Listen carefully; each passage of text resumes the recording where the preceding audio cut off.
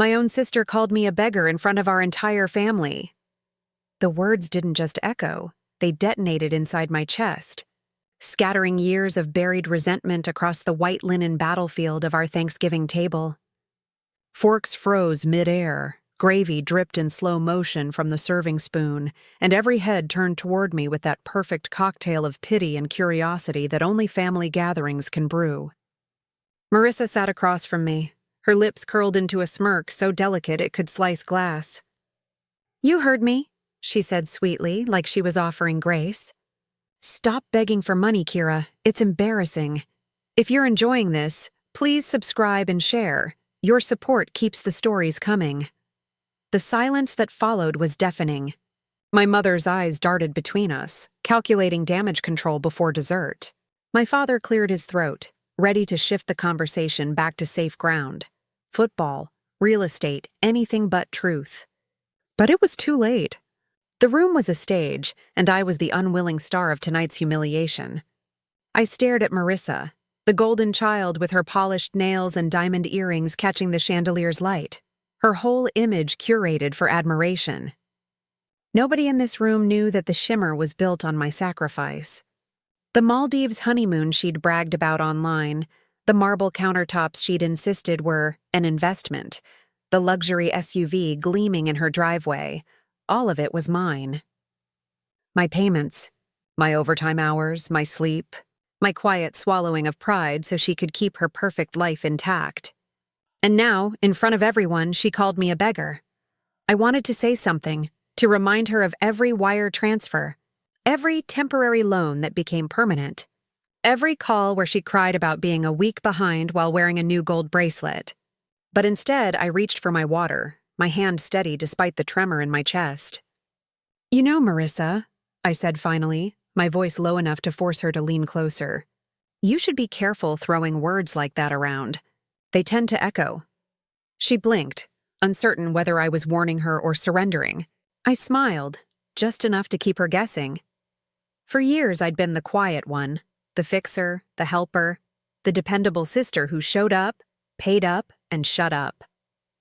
My success was practical, invisible. I didn't wear it. I built it, spreadsheet by spreadsheet, promotion by promotion, paycheck by paycheck. I didn't need anyone to applaud me. But that night, as laughter awkwardly resumed around the table, something inside me began to fracture. Mother placed a hand on my wrist under the table, her voice too light, too bright. "Marissa didn't mean it, dear. She's just stressed. You know how hard she's been working." "Working?" I almost laughed. Marissa hadn't held a steady job in 3 years. She called it freelance marketing consulting, which was code for lunching with friends and posting inspirational quotes about hustle culture while her credit cards quietly burned. I looked at her husband, Evan. He sat stiffly beside her, fork untouched, his expression tight. His hand twitched near his napkin, like he was resisting the urge to say something. Our eyes met briefly, his confusion sharp, questioning. I realized with a twist in my gut that he might not know. He might actually believe her stories about her business investments. I swallowed the bitter taste of pity. He'd find out soon enough. "Excuse me," I said softly, standing up. The chair scraped against the polished floor with a sound that made everyone flinch. "Bathroom," I added before anyone could speak. As I crossed the dining room, I could feel their eyes follow me. Some curious, some relieved that the scene was over. Marissa's laughter resumed a beat too late, forced and bright, the sound of someone who believed she'd won. Inside the powder room, I closed the door and gripped the edge of the sink. My reflection looked like someone else, composed, yes, but hollowed out behind the eyes. The overhead light hummed faintly, the air thick with the scent of pumpkin spice candles and expensive soap. I thought of every Thanksgiving that had come before this one. Me showing up with gifts, her showing up with excuses. Me taking the blame, her taking the credit. I'd carried her for years, calling it love. But love shouldn't feel like drowning. I turned on the faucet, watching the water stream down the drain as if it could wash away what just happened. My pulse slowed. My humiliation cooled into something colder, sharper. Anger, not at her, not exactly, but at myself for letting it go this far. For letting her rewrite the story so completely that even our parents believed her version. Every lie she'd told had cost me money. Every truth I'd swallowed had cost me peace. I could hear muffled voices from the dining room, Evan's low and strained, Marissa's high and defensive. Good, I thought. Let him ask questions. Let the performance crack. For once, I wouldn't step in to save her. Not this time. I dried my hands slowly, deliberately, the small act of control grounding me. When I opened the door, I caught a glimpse of her reflection in the hallway mirror. Marissa laughing too loudly at something our uncle said. Her shoulders stiff, her eyes darting toward me like she expected a scene. I gave her nothing. Just silence. It was the first boundary I'd drawn in years. After dessert, while everyone migrated toward the living room, I stepped outside for air. The night was cold, the stars sharp against the black sky. My phone buzzed in my pocket, a message from my bank. Payment posted, $880 to Chase Visa. My stomach twisted. It was her card, the one I'd been paying temporarily since she'd cried about being overwhelmed 5 years ago. I stared at the notification until my vision blurred. That was my mortgage payment, my savings, my future, and I'd been handing it to her month after month, while she mocked me for begging. Something in me hardened. I opened the banking app, scrolled to the autopay section, and clicked cancel. A warning popped up. Are you sure you want to stop this payment? My thumb hovered for a second, trembling with years of guilt and loyalty. Then I pressed confirm. A rush of adrenaline hit me like electricity. For the first time in years, I wasn't rescuing anyone. I wasn't cleaning up after her chaos. I was choosing myself. The back door creaked open behind me. Evan stepped out, rubbing his hands together against the cold. You okay? He asked. His tone wasn't casual. It carried the weight of someone who'd just realized the story he believed might be wrong. I nodded once, unsure what to say. She shouldn't have said that, he murmured. His breath formed a small cloud in the night air. She's been stressed. I almost laughed. Stressed. That word again. The family's favorite excuse for her cruelty. We're all stressed, Evan, I said quietly. Some of us just don't outsource it. He frowned, confused, maybe a little alarmed. I didn't explain. Let him connect the dots. Let the truth come to him naturally, like a storm rolling in on its own time. When I went back inside, the living room was filled with the usual post-dinner chatter, football scores, pie compliments, the clinking of wine glasses. But beneath it all, I could feel the shift. Evan watched Marissa differently now, the way someone studies a painting they've just realized might be fake. Mother kept glancing at me, guilt flickering in her eyes. Father avoided looking at either of us entirely. Later, as coats were fetched and goodbyes exchanged, Marissa hugged me tightly at the door, her voice sugary sweet. Love you, sis, she said for the crowd's benefit. Her perfume was overwhelming, expensive, suffocating. You know I didn't mean it. I smiled faintly against her shoulder. Of course you did, I whispered back. You just didn't mean to say it out loud. Her body stiffened. I pulled away before she could respond. Driving home, the radio played soft Christmas music, the kind that's supposed to soothe but just makes you feel lonelier. The city lights blurred through the windshield, my mind replaying every moment of that dinner. The smirk, the silence, the sting of betrayal so public it almost felt rehearsed. But beneath it, there was a pulse of something new, relief. I wasn't innocent in this story. I'd enabled her. I'd believed that giving was love, that sacrifice was strength. But I was done mistaking exhaustion for loyalty. When I got home, I didn't cry. I brewed tea, sat at my desk, and opened my laptop.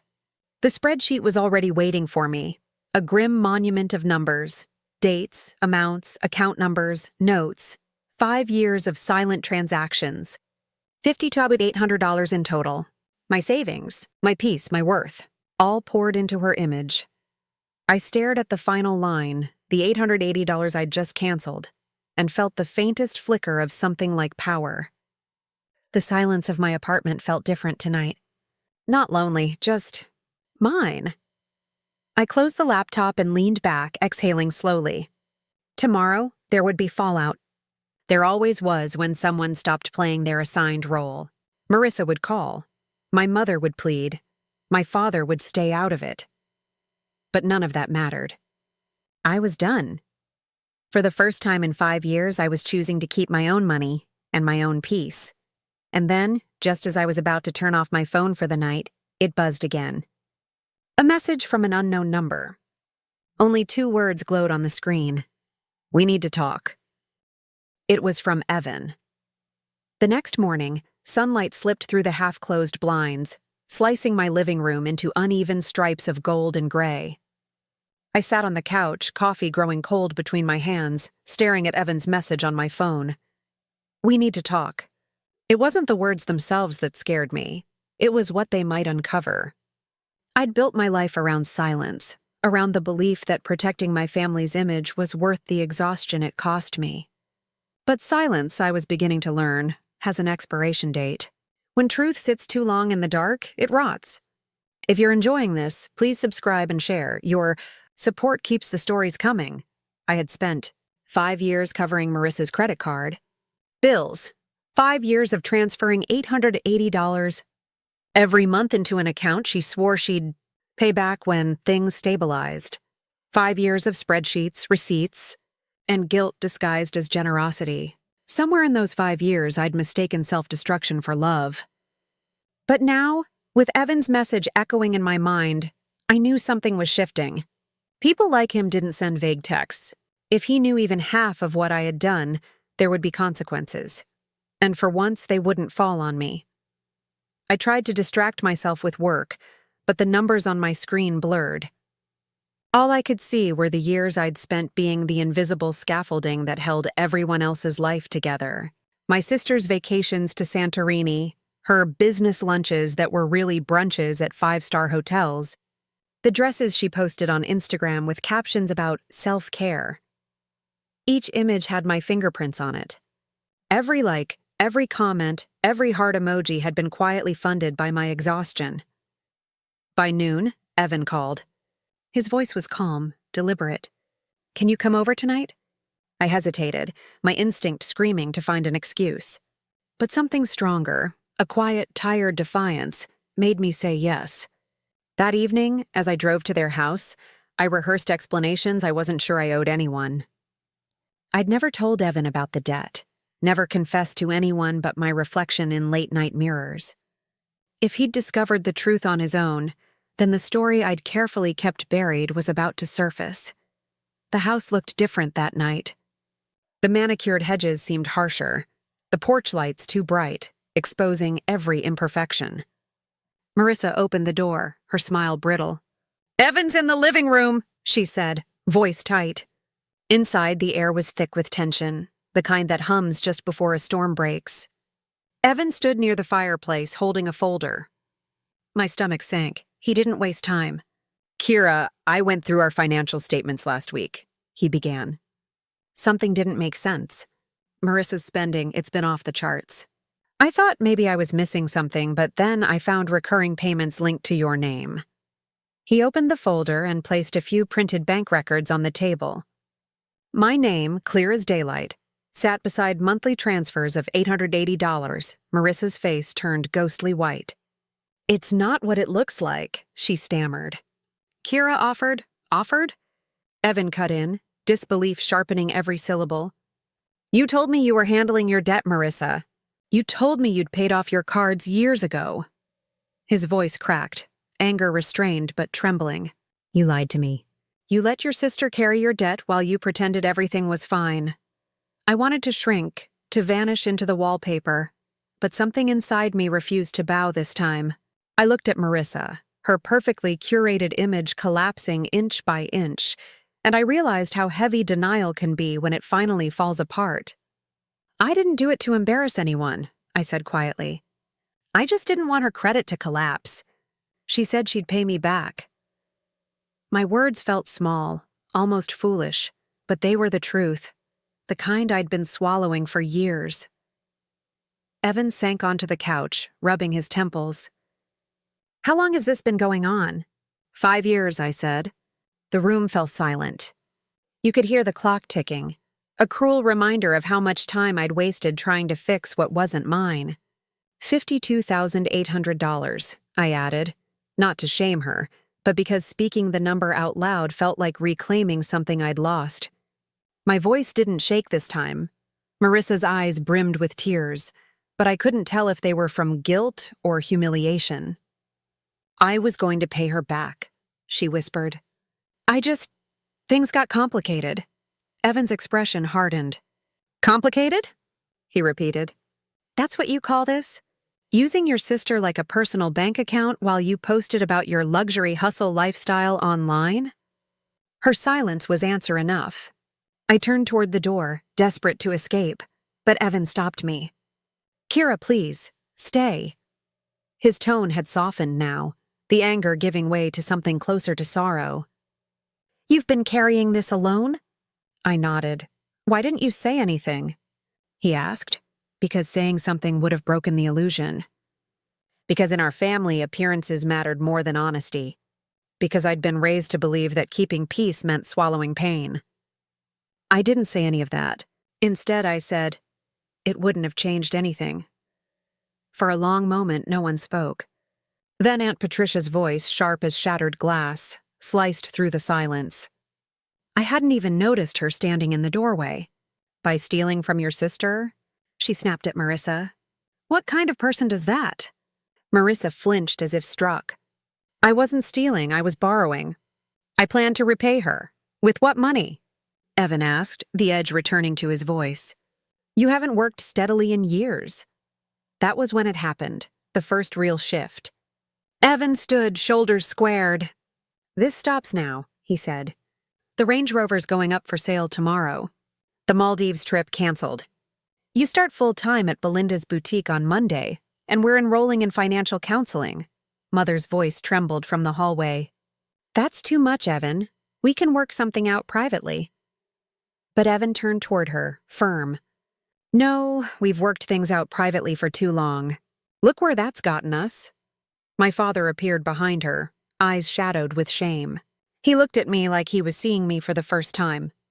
We should have noticed, he said quietly. We should have known. His apology came softly, without ceremony. I'm sorry, Kira. I thought those words would feel like victory. I thought they'd heal something. But instead, they settled on me like dust. Real, but weightless. I nodded once, not forgiving, not forgetting, just acknowledging. For the first time, I wasn't the one cleaning up the mess. That night, when I left their house, the sky was heavy with rain. My phone buzzed with unread messages from relatives already whispering about what had happened. Let them talk, I thought. Let them know. For years, I'd been the invisible benefactor, the silent safety net no one thanked. But now the truth was out, raw and unpolished. And I didn't feel exposed. I felt free. Driving home, headlights cutting through the rain, I realized something simple yet profound. Sometimes the only way to fix a family is to stop being its foundation. I'd spent my life believing that my worth depended on what I could hold together. Now I was learning that real strength sometimes means letting things fall apart. But as I pulled into my apartment's parking lot, my phone vibrated again. A new message, this time from Marissa. Please don't give up on me, it read. I'll fix this, I promise.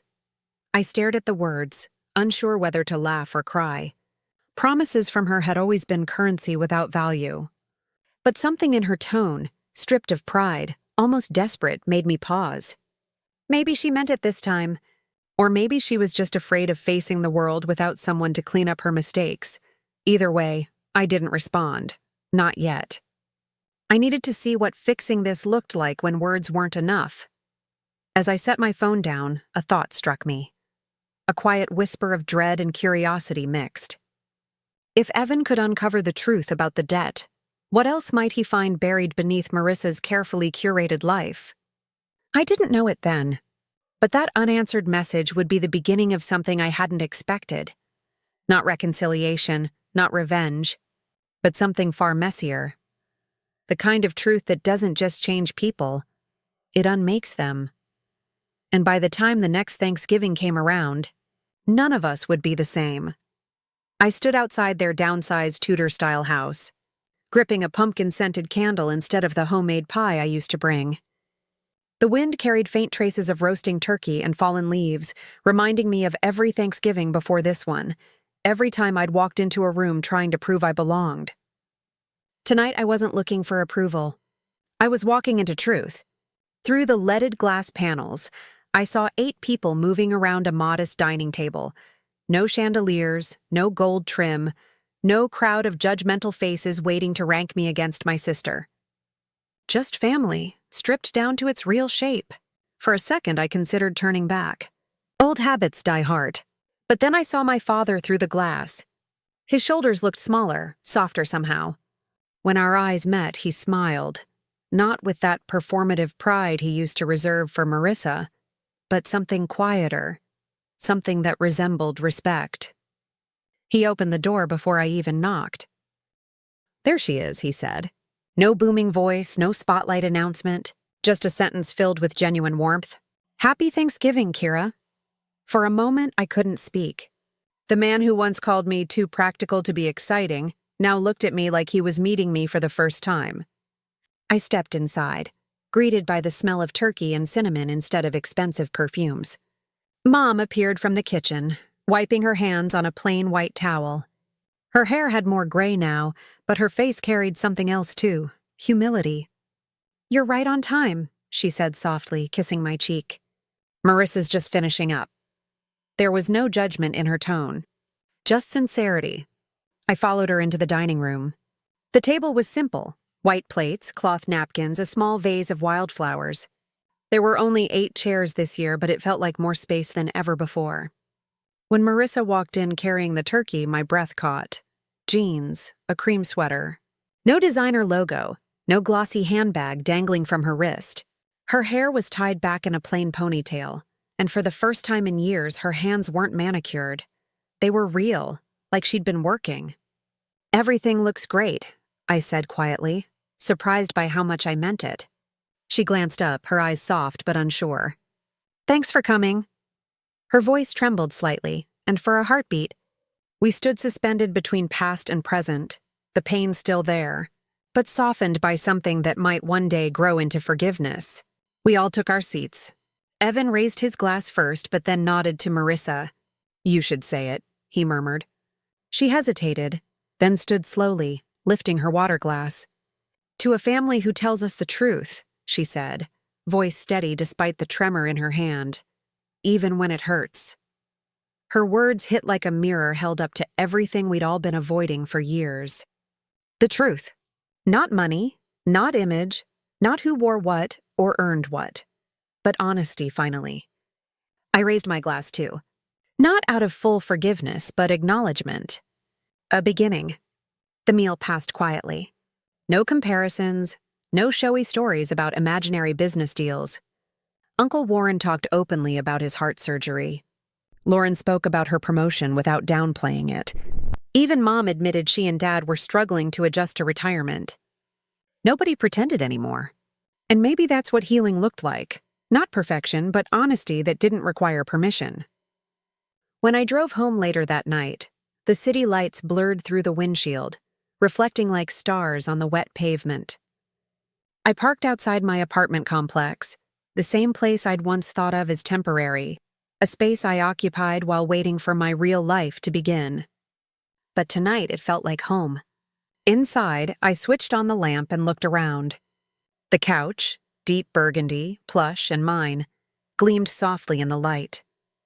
My desk stood sturdy and organized, not the wobbly card table where I'd once tracked every painful dollar that vanished into Marissa's debts.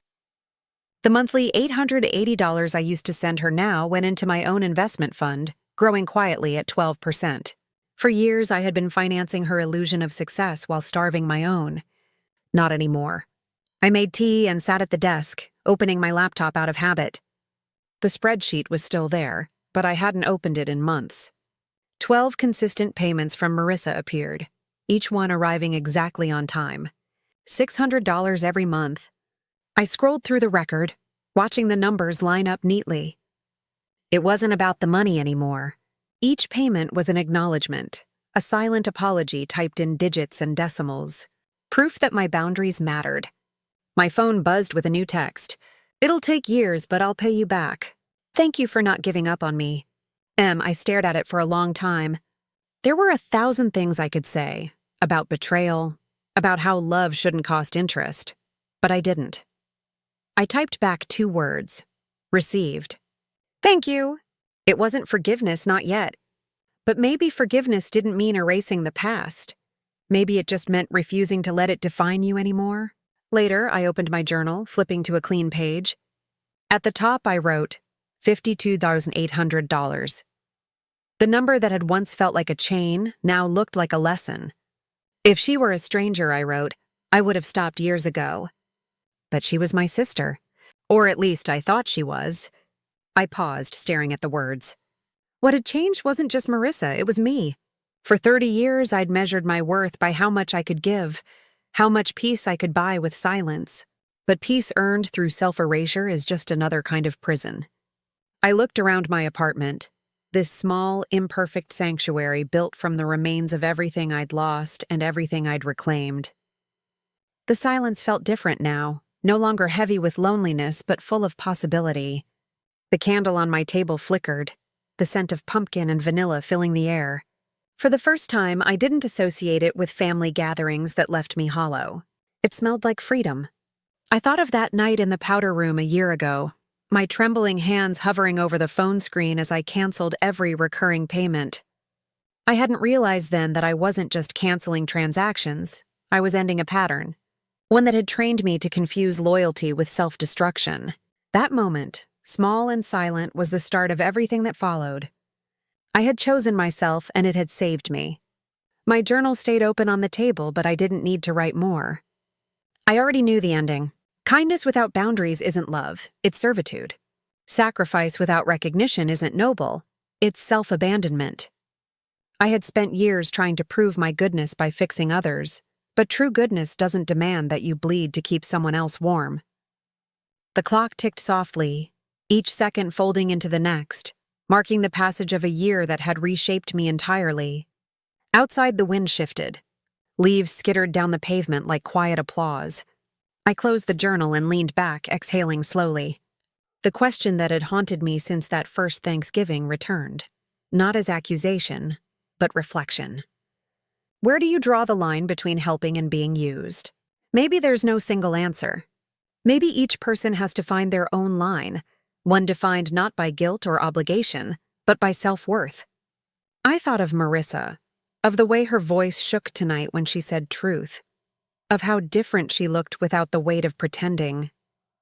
People can change, but only when they're forced to face the mirror they've spent years avoiding. I didn't owe her forgiveness, but I could wish her growth. That was enough. I turned off the lamp and sat in the dim light, feeling the quiet settle around me like a blanket. My phone buzzed again, a new message from Evan. Thank you for giving her the space to face herself. She's working hard. We both are. I smiled faintly, setting the phone aside. Maybe one day we'd all sit at a table again, not as rivals or comparisons, but as people who'd finally learned the value of truth over image. Until then, I had my peace. I walked to the window, watching the city pulse below, lights flickering like constellations. Somewhere out there, Marissa was rebuilding her life, brick by brick. And me? I was finally living mine.